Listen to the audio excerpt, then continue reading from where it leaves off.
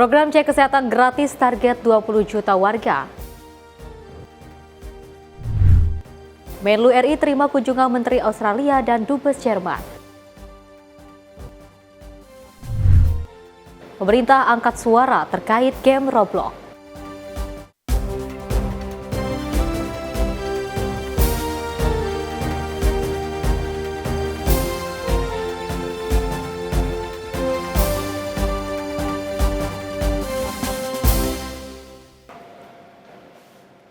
Halo pemirsa, apa kabar Anda hari ini? Kabinet Activity kembali hadir menemani Anda dengan beragam topik hangat dan juga isu-isu menarik dari jajaran Kabinet Merah Putih. Bersama saya Festi Rahmadi, ini dia Kabinet Activity selengkapnya. Pemirsa, Presiden Republik Indonesia Prabowo Subianto menargetkan program cek kesehatan gratis dapat menjangkau 20 juta warga pada 17 Agustus mendatang. Tentunya target ini disampaikan setelah laporan Menteri Kesehatan tentang capaian program yang telah menyentuh 17 juta warga. Presiden Republik Indonesia Prabowo Subianto mengungkapkan harapannya agar program cek kesehatan gratis atau CKG dapat menjangkau 20 juta warga penerima pada tanggal 17 Agustus mendatang. Program ini mencakup pemeriksaan kesehatan bagi masyarakat umum maupun siswa sekolah di seluruh penjuru negeri. Target ini disampaikan setelah Menteri Kesehatan Budi Gunadi Sadikin melaporkan perkembangan program CKG kepada Presiden di Istana Kepresidenan Jakarta pada Selasa 5 Agustus 2025. Presiden menyatakan kepuasannya atas capaian program yang telah menjangkau 17 juta warga sejauh ini dan mendorong peningkatan target. Peningkatan target ini menjadi indikator komitmen pemerintah dalam memperluas akses layanan kesehatan preventif bagi seluruh lapisan masyarakat. Sekaligus diharapkan menjadi kado istimewa bagi bangsa di Hari Ulang ke-80 Republik Indonesia. Upaya ini sejalan dengan visi untuk menciptakan masyarakat yang lebih sehat dan produktif melalui deteksi dini berbagai kondisi kesehatan. Pencapaian target 20 juta warga dalam waktu singkat ini memerlukan koordinasi yang intensif antara Kementerian Kesehatan dan berbagai pihak terkait. Akselerasi program CKG akan ditargetkan untuk menjangkau lebih banyak wilayah dan kelompok masyarakat, memastikan bahwa layanan kesehatan dasar dapat diakses secara luas. Cek kesehatan gratis baru diluncurkan yang di sekolah tanggal 4 Agustus kemarin. Jadi Pak Presiden senang sekali karena sekarang sudah 17 juta dan beliau ingin kalau bisa nanti 17 Agustus bisa nggak 20 juta gitu supaya bisa ada pencapaian yang baik di sana. Tim redaksi Sinpo TV melaporkan. Selain itu, pemirsa, pemerintah juga terus mendorong gerakan hidup sehat sejak dini. Kementerian Kesehatan bersama Dinas Kesehatan Jawa Barat meluncurkan cek kesehatan gratis di Bandung. Program ini tak hanya menyentuh siswa-siswi, namun juga guru dan tenaga kesehatan. Selain itu, cek kesehatan gratis diharapkan membentuk kesadaran pentingnya menjaga kesehatan tubuh.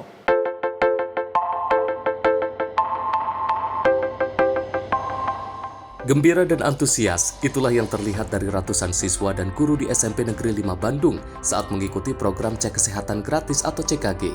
Pemeriksaan yang dilakukan meliputi tensi darah, gula darah, penglihatan, pendengaran, tinggi dan berat badan, hingga tes kebugaran. Menurut Kemenkes, program ini bukan hanya sekedar cek kesehatan, namun juga langkah nyata membangun kesadaran sejak dini tentang pentingnya menjaga kesehatan. Aku awal-awal waktu pas mau dites aku tuh udah gegah gitu kan.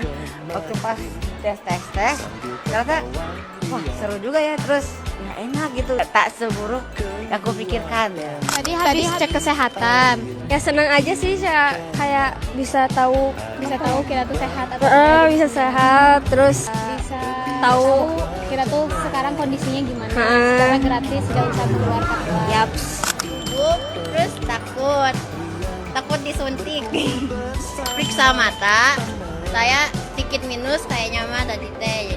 Jadi disuruh periksa lagi, nggak ada rongga di gigi gitu. Tenang, jadi plong gitu rasanya.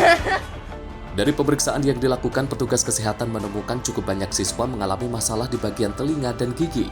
Program CKG dirancang untuk menjangkau lebih banyak sekolah di berbagai daerah ke depannya.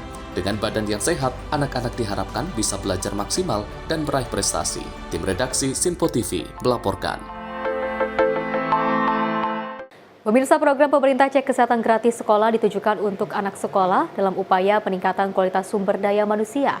Kepala Komunikasi Kepresidenan RI Hasan Nasbi juga menegaskan dengan adanya program CKG sekolah dapat mengantisipasi resiko berbagai penyakit. Senin 4 Agustus 2025, pemerintah secara resmi meluncurkan program cek kesehatan gratis atau CKG sekolah sebanyak 12 titik sekolah. Program CKG sekolah ditujukan untuk anak sekolah dalam upaya peningkatan kualitas sumber daya manusia di Indonesia. Kepala Komunikasi Kepresidenan RI, Hasan Nasbi menegaskan masalah umum yang harus diperhatikan anak sekolah, yaitu gizinya harus memadai. Dengan adanya CKG sekolah, program ini dapat mengantisipasi terhadap potensi resiko berbagai penyakit. Pasalnya saat melakukan peninjauan, Hasan Nasbi menemukan adanya murid sekolah yang mendapatkan tekanan darah tinggi. Dengan adanya potensi penyakit yang ditemukan diharapkan dapat dimitigasi sejak awal. Ia juga menekankan pentingnya perhatian terhadap generasi penerus bangsa. Yang jelas, untuk peningkatan kualitas sumber daya manusia kita perlu memberikan pendidikan yang baik. Gizinya juga harus dibuat baik. Tapi mengantisipasi potensi risiko penyakit itu juga harus dilakukan. Jadi untuk kalau di sekolah ini lebih mudah nih. Ya, cek kesehatan gratis itu idealnya kan orang datang aja ke puskesmas bisa. Tapi sekarang pemerintah jemput bola supaya langsung bisa lebih banyak ya masyarakat yang bisa dijangkau oleh program cek kesehatan gratis di sekolah ini. Dan anak-anak sekolah ini kan generasi penerus bangsa yang memang harus diberikan perhatian. Saya lihat tadi ada potensi anemia, hepatitis, gula darah yang diperiksa begitu Prof ya. Ada apalagi tekanan darah, retina mata, telinga.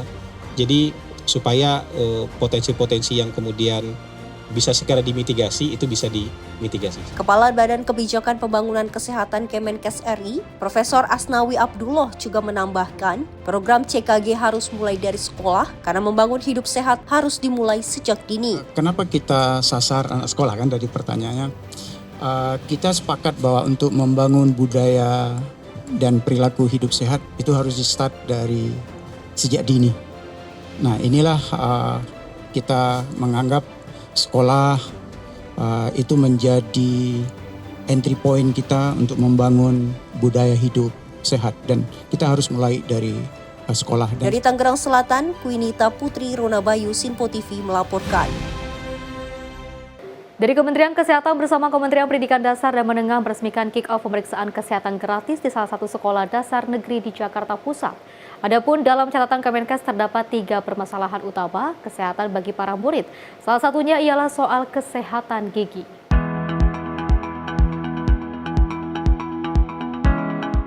Direktur Jenderal Kesehatan Primer dan Komunitas Kementerian Kesehatan Dr. Maria Endang Sumiwi menyampaikan bahwa pelaksanaan pemeriksaan kesehatan gratis ini merupakan program kolaborasi lintas kementerian, yakni Kementerian Kesehatan, Agama, Sosial, Pendidikan Dasar, dan Menengah. Pada rangkaian pemeriksaan ini, Endang menyoroti penggunaan fasilitas ruangan sekolah untuk melaksanakan varian pemeriksaan kesehatan seperti status gizi, berat dan tinggi badan, gigi dan tekanan darah. Selain itu, ada pula pemeriksaan mata, telinga, hingga tes kebugaran di lapangan sekolah secara langsung. Adapun pelaksanaan ini telah dilakukan di sekolah rakyat sebelumnya, di mana ditemukan 3 kasus kesehatan bagi siswa paling dominan, yakni permasalahan gigi, kebugaran, hingga pengidap anemia. Kita lihat ada 2 ruangan yang digunakan untuk melakukan cek kesehatan. Ruangan pertama itu untuk status gizi ya, tinggi badan, berat badan, kemudian juga untuk tekanan darah, kemudian juga untuk periksa gigi. Lalu di ruangan kedua tadi kita lihat ada pemeriksaan mata, pemeriksaan telinga dan pendengaran ya. Kemudian juga di lapangan tadi kita lakukan tes kebugaran. Nah, sebetulnya kemarin kita sudah mulai melakukan di sekolah rakyat, ada 72 sekolah rakyat. Ternyata 3 masalah utama. Yang pertama, anak-anak giginya bermasalah 46%. Jadi tadi juga kita ingin membiasakan setiap tahun ada cek kesehatan gratis supaya kebiasaan hidup sehatnya terbangun. Oh, saya setiap tahun cek kesehatan. Lalu pada saat cek kesehatan ketemu masalah apa? Nah, ini nanti akan makin maju ya. Moga-moga seiring waktu berjalan makin sedikit masalah kesehatan yang kita temukan. Nomor 1 tadi masalah gigi, Lalu nomor 2 masalah kebugaran. Ternyata 30% anak-anak kita yang kemarin hasil sekolah rakyat itu kurang bugar. Kemudian yang ketiga ada masalah dengan anemia. Dari Jakarta, Max, juru kamera Asisul Hakim, tim liputan Sinpo TV melaporkan. Pemirsa, kick-off cek kesehatan gratis tahun 2025 di sekolah dan madrasah resmi dimulai pada Senin 4 Agustus 2025. Program ini menargetkan 53 juta siswa hingga Desember 2025 mendatang.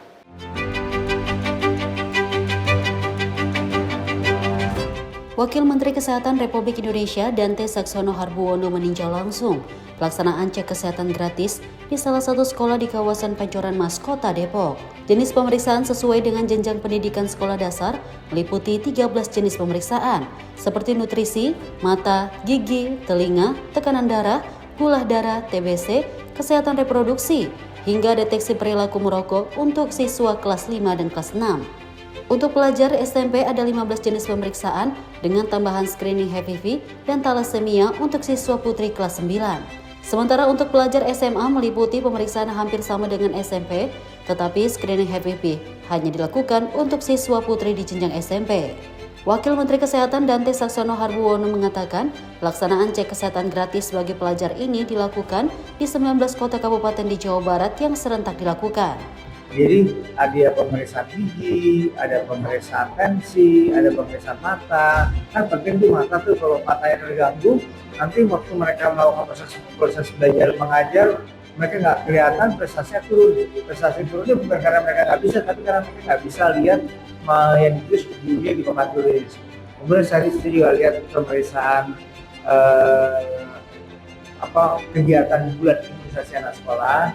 Itu juga berjalan bagus, anak-anaknya antusias, anak-anaknya tadi saya menyuntikkan 2 anak untuk sebagai salah satu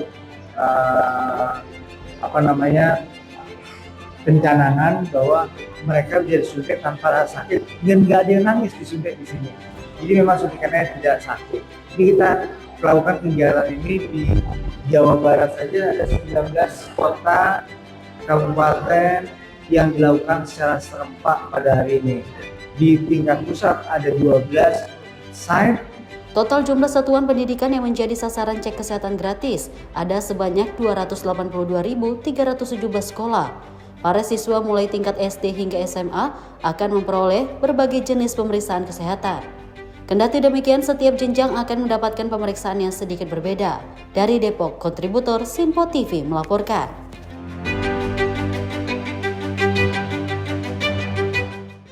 Dari Menkomdigi, Mutia Hafid memastikan program cek kesehatan gratis atau CKG sekolah akan menyasar 53 juta pelajar secara nasional. Ia mengatakan secara umum untuk program CKG telah menyentuh angka 16 juta penerima manfaat.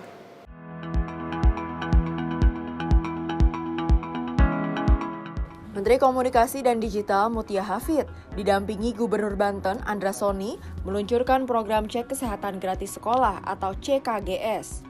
Mutia menyinggung persoalan kesehatan mata yang dialami siswa-siswi sekolah karena terlalu sering melihat gadget. Mutia menyoroti tingginya kasus gangguan penglihatan pada anak-anak yang menurutnya disebabkan oleh penggunaan ponsel berlebihan. Kementerian Komunikasi dan Digital hari ini hadir, tentu program pemerintah perlu disampaikan dengan baik, dikomunikasikan dengan baik dalam rangka transparansi, dalam rangka pertanggungjawaban publik. Kami juga membawa tadi infrastruktur yang bisa mempercepat koneksi, karena nanti ketika ini dilakukan secara masif, data-datanya akan luar biasa banyak, dan kemudian juga menjadi penting untuk dilakukan sistem pendataan dengan baik dan terkoneksi dengan baik. Sebagai upaya mendukung kesuksesan program yang digagas Presiden RI Prabowo Subianto, Menkomdigi Mutia Hafid akan mengakomodasi seluruh infrastruktur layanan komunikasi, seperti percepatan koneksi dalam mengunggah data penyelenggaraan CKG. Menkomdigi menjelaskan, program CKG sekolah tahap pertama ini digulirkan sebagai langkah dari komitmen pemerintah dalam memberikan layanan kesehatan kepada seluruh masyarakat Indonesia untuk menuju kemandirian bangsa dan menciptakan generasi emas pada 2045. Tim redaksi Sinpo TV melaporkan. Menteri Pendayagunaan Aparatur Negara dan Reformasi Birokrasi Rini Widiantini mengunjungi Sekolah Rakyat Menengah Pertama 17 Tabanan Bali pada 4 Agustus 2025. Kementerian Pan-RB juga berperan untuk memastikan tata kelola kelembagaan sekolah rakyat berjalan secara efektif dan juga efisien.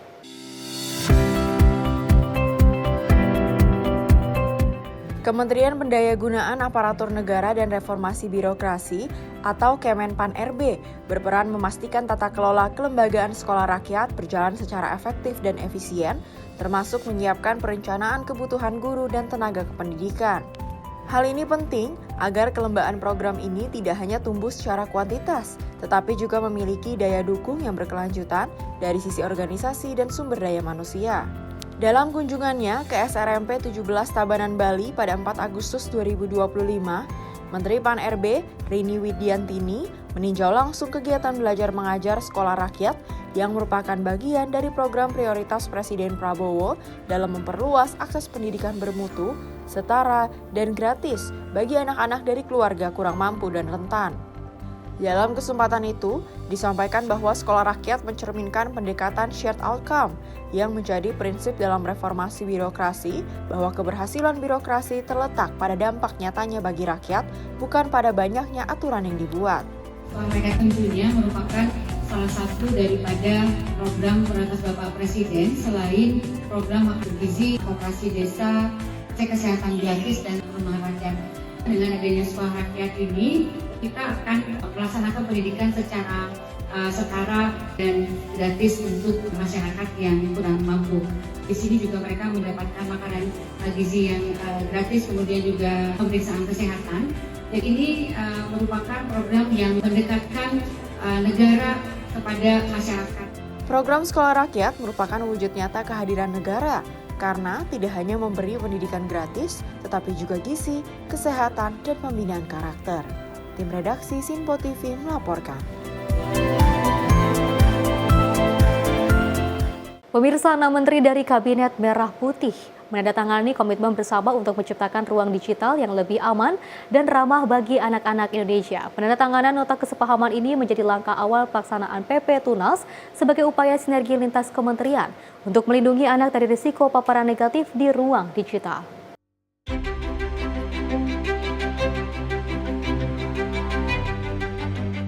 Penandatanganan dilakukan bersamaan dengan pembukaan Festival Lindungi Anak di Era Digital, Digital Aman, Anak Hebat di Museum Penerangan TWI Jakarta Timur pada Kamis 31 Juli 2025.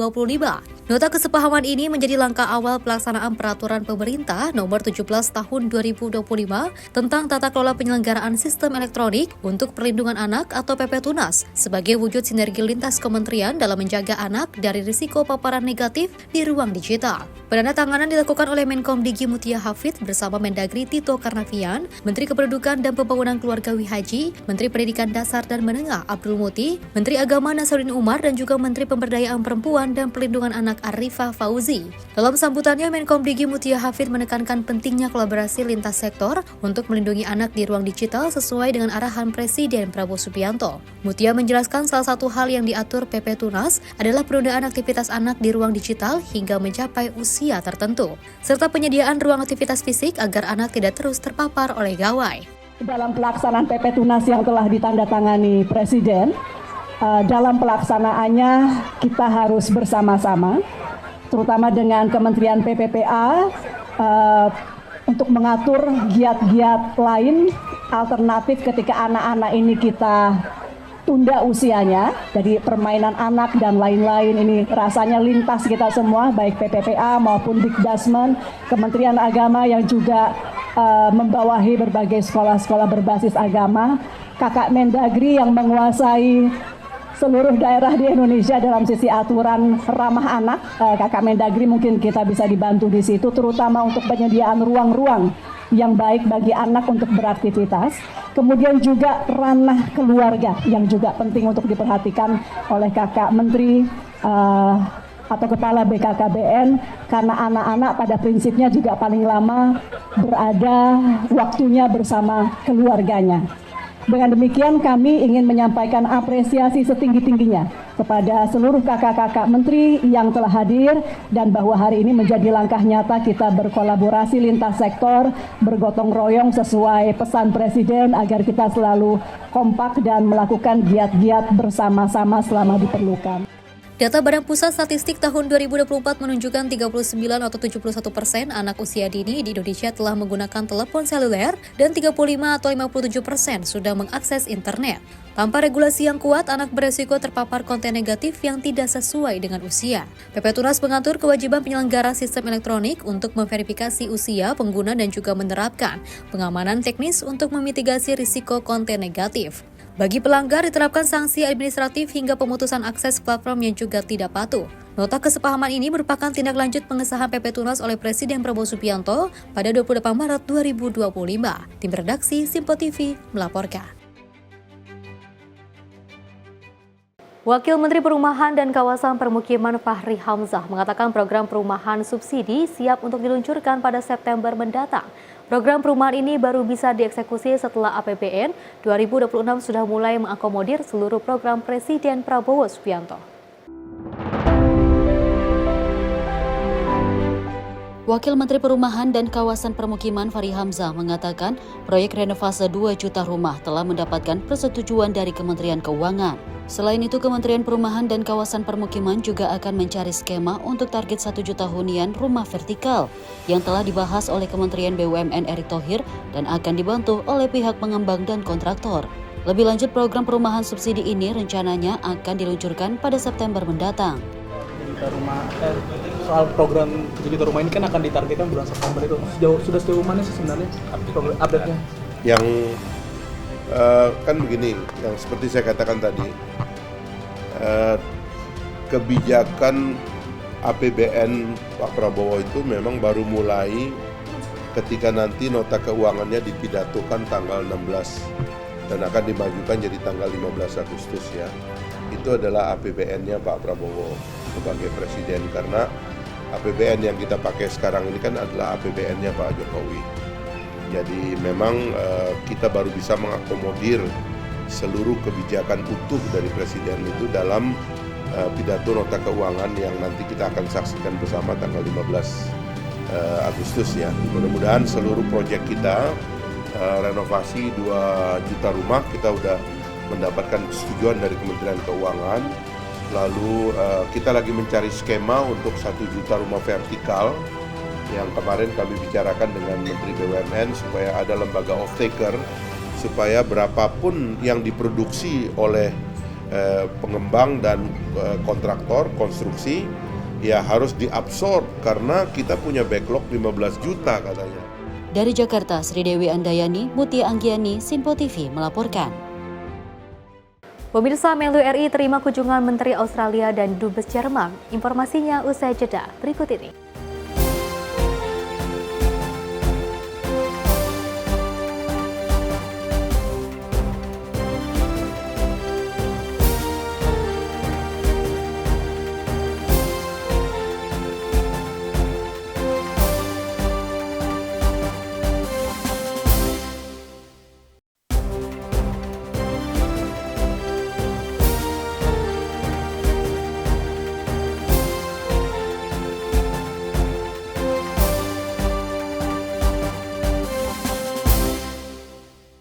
Terima kasih Anda masih bersama kami, pemirsa. Penguatan hubungan bilateral terus diupayakan oleh pemerintah Indonesia. Menteri Luar Negeri Sugiono menerima courtesy call dari sejumlah pejabat tinggi luar negeri di Jakarta. Selain menerima Menlu Australia dan Dubes Jerman, Menlu juga mendampingi Presiden Prabowo Subianto dalam pertemuan dengan Komandan Pasukan Operasi Khusus dari Amerika Serikat.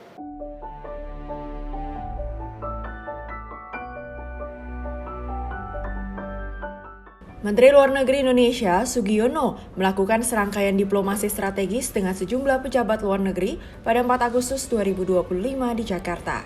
Dalam pertemuan dengan Menteri Pembangunan Internasional, Multikultural, dan Usaha Kecil Australia, Dr. Anne Ely, kedua pihak membahas penguatan kerjasama inklusif dan pembangunan global. Menlu juga menerima farewell call dari Duta Besar Jerman untuk Indonesia, H.I. Ina Lepel, dan menyampaikan terima kasih atas dedikasi serta peran aktifnya dalam mempererat kemitraan strategis Indonesia-Jerman. Selain itu, Menlu Sugiono turut mendampingi Presiden Prabowo dalam pertemuan dengan Jenderal Brian P. Fenton, Komandan Pasukan Operasi Khusus Amerika Serikat. Pertemuan tersebut membahas kemitraan pertahanan dan strategi pengamanan regional untuk memperkuat stabilitas kawasan. Tim redaksi Sinpo TV melaporkan. Pemirsa, Menteri Pertahanan Safri Samsudin menerima kunjungan Menteri Pertahanan Singapura, Chan Chung Sing, di kantor Kementerian Pertahanan Jakarta. Keduanya tentunya membahas komitmen penguatan kerjasama militer dan perdamaian di kawasan ASEAN. Kunjungan Menteri Pertahanan Singapura, Chan Chung Sing, dengan Menteri Pertahanan Safri Samsudin digelar di kantor Kementerian Pertahanan Jakarta, Selasa 5 Agustus 2025. Dalam pertanyaannya, Menhan Safri menegaskan komitmen untuk terus meningkatkan kerjasama pertahanan antar kedua negara. Safri menyebut sebagai negara yang bertetangga, Indonesia dan Singapura harus menjaga kerukunan dan menghindari konflik. Selain itu, Safri menuturkan bahwa kedua negara sepakat dan berkomitmen dalam meningkatkan latihan bersama dan pertukaran perwira. Tadi kita ngobrol lama, berbicara dua hal. Yang pertama, kita berbicara soal bagaimana kerjasama militer dan pertahanan antara kedua negara itu kita terus tingkatkan, ya. Dan sebagai negara yang bertetangga, kita mesti rukun. Nggak boleh negara yang bertetangga itu ribut. Harus rukun, kita menghindari konflik. Nah, tadi kita sama-sama mencocokkan frekuensi, ya. Jadi TNI, SAF itu akan berlatih di sini dan kita juga akan mengirim perwira-perwira kita ke sana. Yang kedua, kita sesama warga ASEAN. Sini kan ada ASEAN Defense Military, ASEAN Defense Ministers meeting, ya. Jadi kita setiap ada apa-apa kita berembuk, bukan untuk memperuncing situasi, tapi untuk sejukkan situasi. Dan ini kita lakukan, dan saya kira sama dengan Malaysia, sama dengan Vietnam, sama dengan 11 negara yang bertetangga dengan kita jaga semuanya. Tapi sebagai negara yang berdaulat, kita juga harus civis pacem parabellum. Kalau mau damai, harus siap untuk berperang. Itu semua negara begitu. Jadi bukan kita ambisi untuk berperang, tidak. Kita punya ambisi mempertahankan kedaulatan kita agar supaya bangsa Indonesia itu bisa aman dan nyaman di negaranya. Dari Jakarta, Jihan Nabila, Azizul Hakim, Sinpo TV melaporkan. Selain itu, Komisi 4 DPR RI Siti Hediati Haryadi menerima kunjungan resmi dari Menteri Pertanian Australia, Julie Collins, dan juga Duta Besar Inggris untuk Indonesia, Dominic Jerby. Tentunya pertemuan ini membahas sejumlah isu strategis mulai dari kerjasama dagang sektor pertanian hingga inisiatif lingkungan dan juga ketahanan pangan dalam kerangka pembangunan berkelanjutan.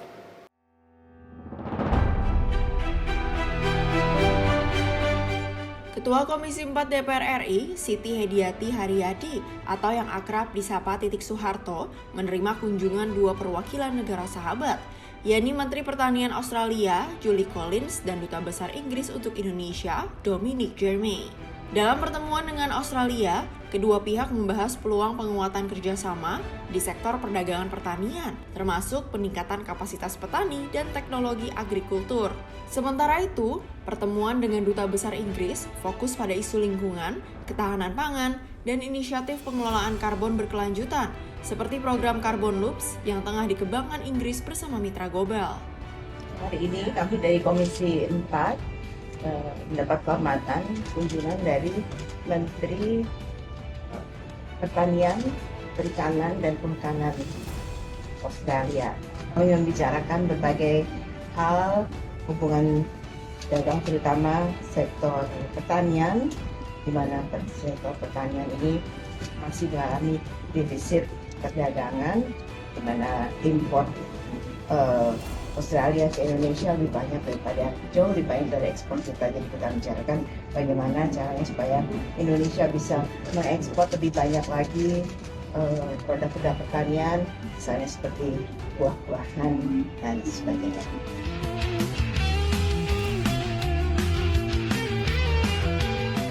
Fokus utamanya kita tadi bicara mengenai blue carbon ya.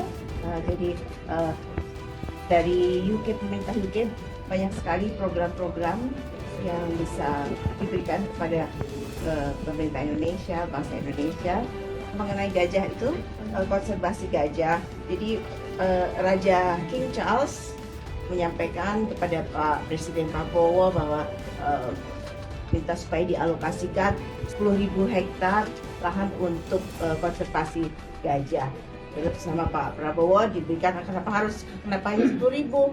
Saya kasih 20.000. Ternyata tambah lagi dinaikin menjadi 90.000. Jadi Raja Charles sangat gembira sekali menaikkan.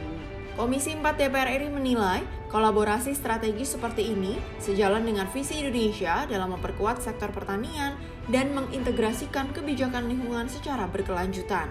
Tim redaksi Sinpo TV melaporkan.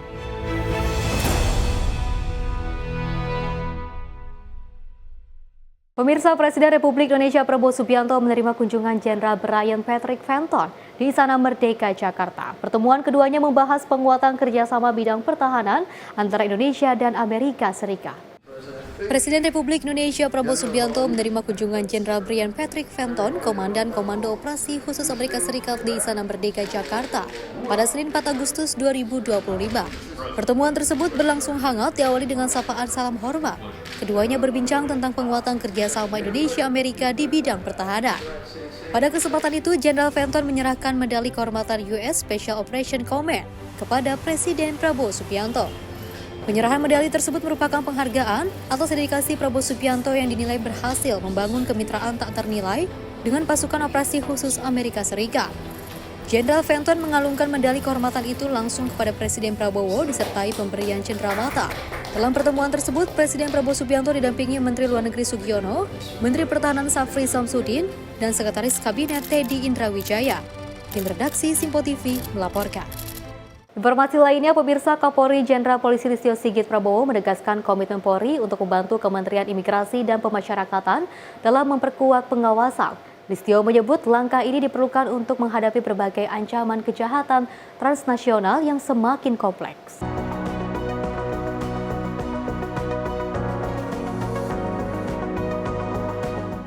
Kapolri Jenderal Polisi Listio Sigit Prabowo menyampaikan sejumlah tantangan strategis yang dihadapi bangsa dalam menanggulangi kejahatan transnasional. Kapolri mengungkapkan bahwa Indonesia memiliki 10 batas laut dan 3 batas darat dengan negara lain yang rentan menjadi jalur penyelundupan narkoba, senjata, illegal fishing, hingga barang terlarang lainnya.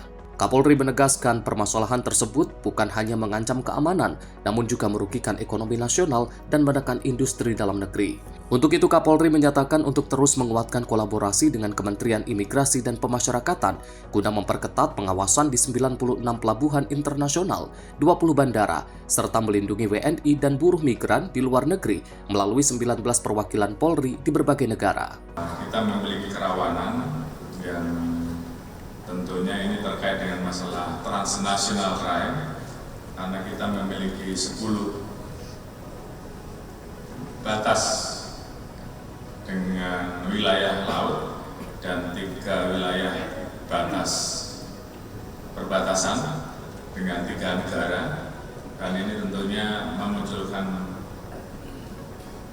permasalahan-permasalahan terkait dengan masalah illegal fishing, terkait dengan masalah penyelundupan senjata, terkait dengan masalah narkoba, terkait dengan masalah penyelundupan barang-barang terlarang, dan juga kejahatan-kejahatan lain yang terjadi yang tentunya di satu sisi ini juga akan berdampak kepada perekonomian negara, di satu sisi proteksi terhadap kondisi industri dalam negeri yang tertekan karena harus masuk dari luar yang mau tidak mau harus kita jaga. Di sisi lain juga juga terjadi penyelundupan yang tentunya ini mengakibatkan kerugian bagi pemasukan negara. Ini tentunya menjadi salah satu PR ke depan yang harus kita hadapi.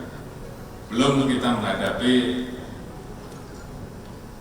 kejahatan yang terjadi di jalur-jalur resmi, baik yang ada di pelabuhan internasional. Kita memiliki 96 pelabuhan yang tentunya ini juga selain jalur tikus, kita juga harus menghadapi ini karena memang ada kejahatan-kejahatan di dalamnya. Ada 20 bandara yang harus kita hadapi, dan kemudian juga wilayah-wilayah yang kemudian menjadi rute bagi para pelaku-pelaku ilegal untuk melakukan berbagai macam jenis kejahatan. Di sisi lain, tentunya kita juga memiliki kewajiban untuk memberikan pelayanan kepada masyarakat kita di luar negeri, apakah itu buruh migran, apakah itu diaspora, baik di perwakilan Polri yang kita memiliki 19 perwakilan maupun perwakilan imigrasi yang memiliki perwakilan di 22 negara. Jadi itu semua harus kita lakukan. Dari Jakarta, Jihan Nabila Mutia Anggiani, Sinpo TV melaporkan. Pemirsa, Menteri Perlindungan Pekerja Migran Indonesia Abdul Qadir Karding menuturkan selama 8 bulan kementeriannya berjalan, sudah lebih dari 4.000 pekerja migran berhasil dicegah berangkat secara ilegal. Hal ini disampaikan Menteri Karding saat menghadiri Congress of Indonesian Diaspora ke-8 di Ibu Kota Nusantara pada 1 Agustus 2025. Menteri Pelindungan Pekerja Migran Indonesia Abdul Qadir Karding menghadiri Congress of Indonesian Diaspora ke-8 di Ibu Kota Nusantara pada 1 Agustus 2025. Dalam kesempatan itu, Menteri Karding mengungkapkan bahwa selama 8 bulan kementeriannya berjalan, sudah lebih dari 4.000 pekerja migran berhasil dicegah berangkat secara ilegal. Berkat kerja keras tim reaksi cepat yang dibentuk, banyak calon pekerja migran yang diselamatkan dari jalur berbahaya dan kembali diberi harapan untuk berangkat secara benar dan aman. Menteri Karding menuturkan Kemen P2MI memulainya dari dasar, dari mendirikan Migran Center sebagai tempat untuk bertanya, belajar, dan untuk tempat mempersiapkan diri. Tak hanya itu, Kemen P2MI juga membuka kelas migran di Lampung dan mendapatkan sambutan luar biasa. Lebih dari 8.500 pelajar mendaftar hanya dalam sebulan. Kita harus punya prioritas-prioritas. Apa yang harus diperhatikan untuk menjaga anak-anak kita ini supaya perlindungannya bagus? Suka tidak suka kita harus membangun ekosistem vokasi yang terintegrasi di dalam negeri. Kami sekarang mendorong untuk dibentuk yang namanya Migran Center. Kemarin di Lampung saya meluncing apa yang disebut Migran Class. Lebih lanjut disampaikan, di desa juga dibangun Desa Migran Emas. Disinilah pelindungan dimulai dari keluarga dan komunitas, agar siapapun yang merantau mengetahui caranya, paham risikonya, dan mendapatkan pendampingan yang layak. Tim redaksi Sinpo TV melaporkan. Pemirsa, pemerintah angkat suara terkait game Roblox. Informasinya usai jeda berikut ini.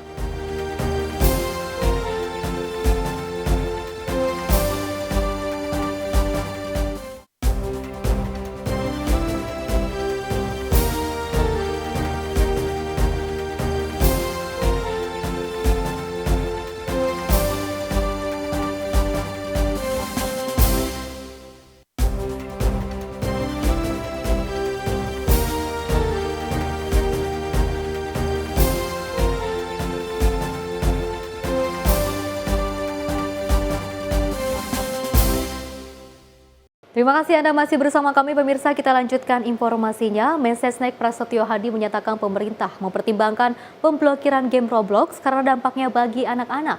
Ia menegaskan pentingnya melindungi generasi muda dan menyebut evaluasi konten Roblox sedang dilakukan bersama Kementerian Komunikasi dan Digital.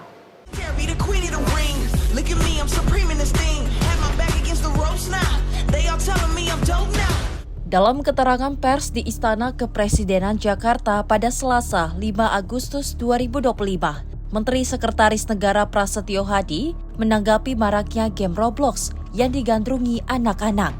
Ia menyatakan membuka kemungkinan pemblokiran platform tersebut dengan alasan pemerintah tengah mencermati potensi dampak negatif dari game online terhadap anak-anak. Prasetyo menekankan pentingnya melindungi generasi muda dari paparan konten berbahaya, baik dari media televisi maupun platform digital.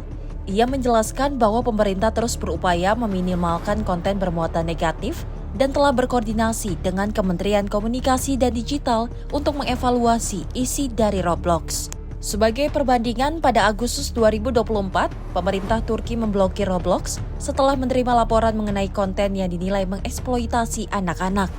Isu-isu seperti pesta virtual, distribusi mata uang digital oleh bot, dan keberadaan situs judi menjadi perhatian utama. Meski alasan spesifik pemblokiran tidak diungkapkan, langkah tersebut berdampak besar terhadap jutaan pengguna di negara itu. Kalau memang kita merasa sudah melewati batas, ya, apa yang ditampilkan di situ mempengaruhi perilaku dari adik-adik kita, ya tidak menutup kemungkinan kita mau melindungi generasi kita, nggak ragu-ragu juga kita.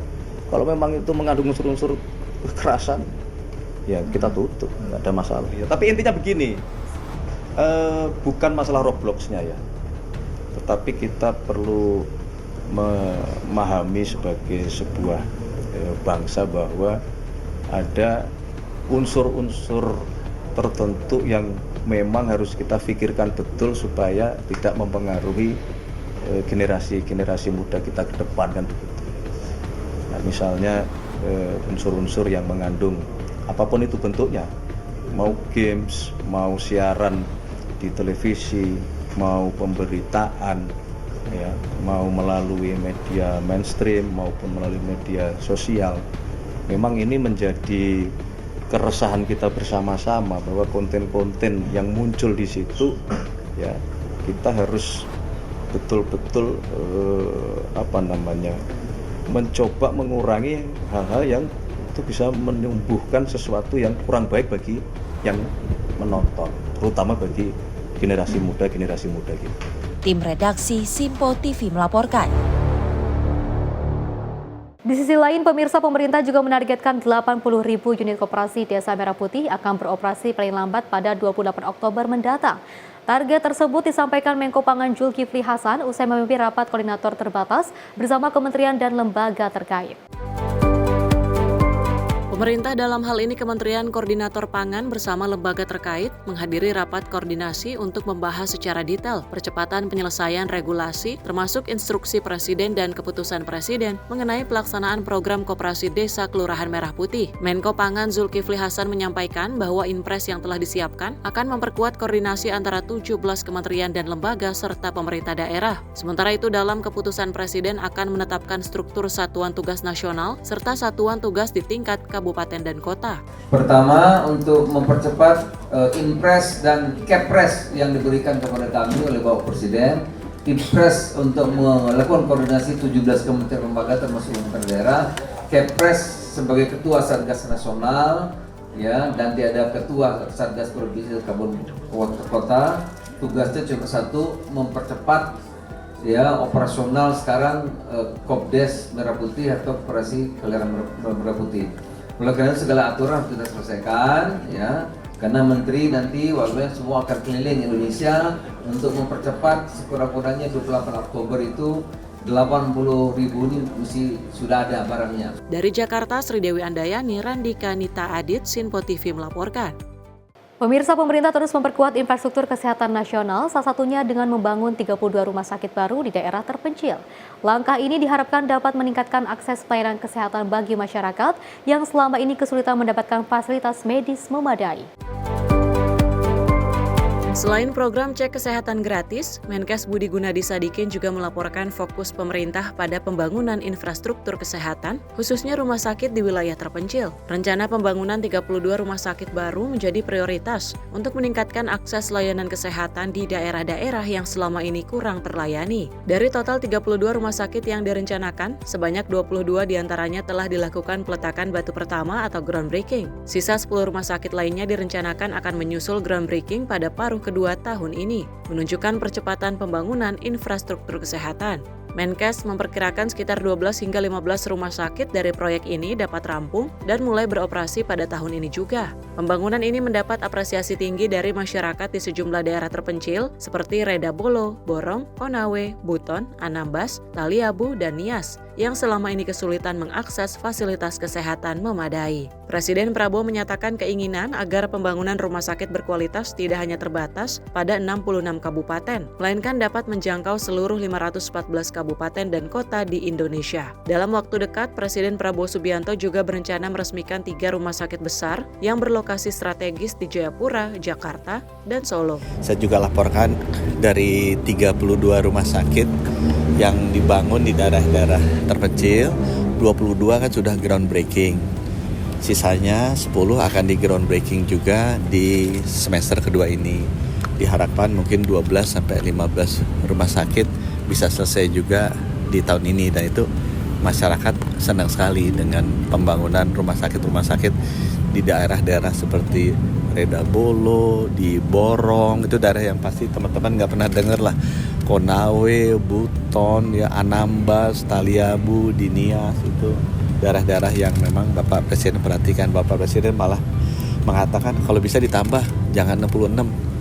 Beliau pengen kalau bisa 514 kabupaten kota semua rumah sakitnya bagus-bagus. Ya. Kemudian kita juga bicara mengenai rumah sakit ini, kalau udah ada alat-alatnya kan butuh SDM dan butuh pembiayaan. Dia juga menyampaikan bagaimana arahan supaya dokter-dokternya, dokter-dokter spesialisnya itu bisa dipercepat, kemudian mengenai pembiayaannya juga bisa dibuat lebih baik lagi. Peresmian ini merupakan bagian integral dari upaya transformasi menyeluruh dalam layanan kesehatan nasional yang sedang digalakan pemerintah. Tim redaksi Sinpo TV melaporkan.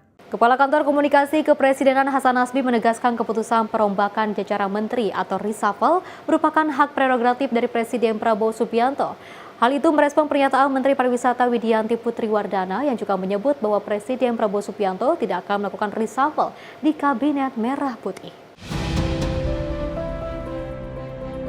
Mengutip pernyataan Presiden Prabowo Subianto usai sidang Kabinet Paripurna pada Rabu kemarin, Kepala Komunikasi Kepresidenan Hasan Nasbi menegaskan bahwa jajaran Kabinet Merah Putih masih sangat solid. Presiden juga mengucapkan rasa terima kasih atas soliditas dan kekompakan kinerja Kabinet Merah Putih meskipun isu reshuffle kabinet terus berkembang di tengah publik. Lebih lanjut, Hasan Nasbi pun mengingatkan bahwa keputusan reshuffle tetap sepenuhnya menjadi hak prerogatif Presiden Prabowo Subianto.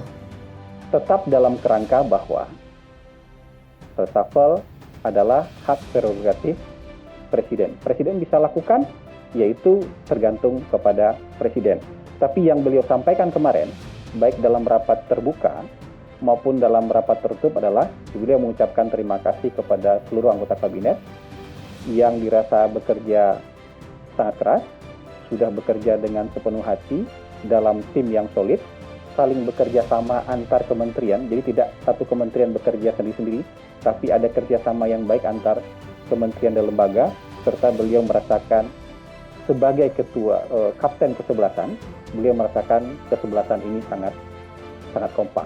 Dari Jakarta, Sri Dewi Andayani, Mutia Anggiani, Sinpo TV melaporkan. Pemirsa, Wakil Menteri Perdagangan RI Dia Roro Esti menyatakan dukungan penuh terhadap gelaran Indonesia Shopping Festival 2025 sebagai bentuk gotong royong memeriahkan HUT ke-80 kemerdekaan Republik Indonesia. Kemendak menilai festival diskon nasional ini mampu meningkatkan daya beli, memberi platform UMKM, serta menjadi hadiah belanja untuk rakyat di momen kemerdekaan. Wakil Menteri Perdagangan Dia Roro Esti menyebut ISF 2025 sebagai bukti nyata sinergi antar asosiasi retail untuk mendorong konsumsi dan pertumbuhan ekonomi domestik.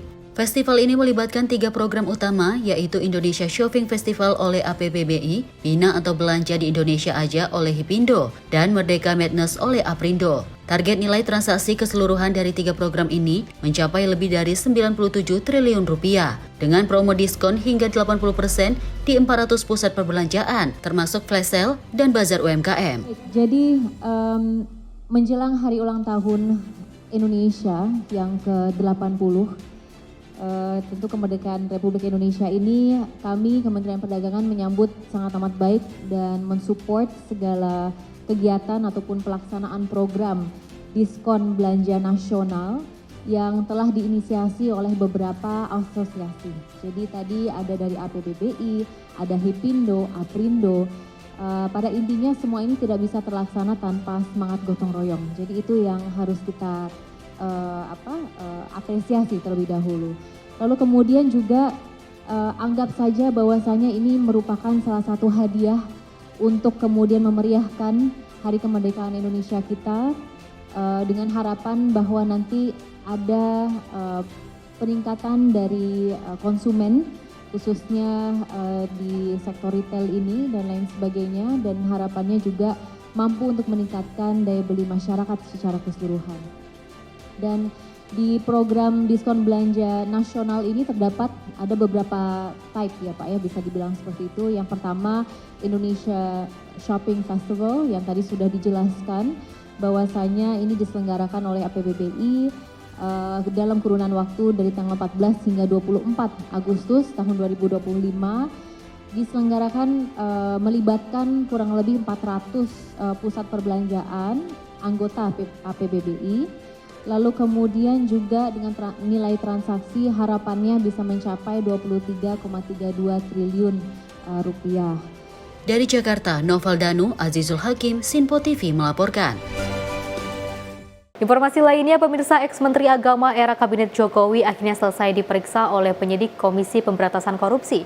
Pada pemeriksaan ini, Yakut juga mengungkapkan banyaknya pertanyaan yang diajukan penyidik KPK terhadap dirinya atas kasus kuota haji pada tahun lalu. Ex-Menteri Agama di Kabinet Jokowi Yakut Kholil Kumas memenuhi panggilan KPK untuk memberikan keterangan soal pembagian kuota haji periode 2024. Usai menjalani pemeriksaan selama 5 jam lamanya, Yakut mengungkapkan banyaknya pertanyaan yang diajukan oleh penyidik Komisi Pemberantasan Korupsi kepada dirinya. Adapun ketika ditanya mengenai materi pertanyaan yang diajukan, Yakut enggan menerangkan lebih luas dan terperinci. Memang sebelumnya melalui juru bicara ex-Menak tersebut, Ana Hasbi memastikan mantan Menteri Agama itu datang dengan membawa surat keterangan atau SK jabatan tentang tugas dan kewajiban dirinya selama menjabat sebagai menteri pada tahun 2020 hingga 2024. Setelah pemeriksaan ini, Gus Yakut mengucapkan terima kasih bagi lembaga anti rasuah tersebut setelah dirinya diberi kesempatan untuk menjelaskan polemik ini secara transparan.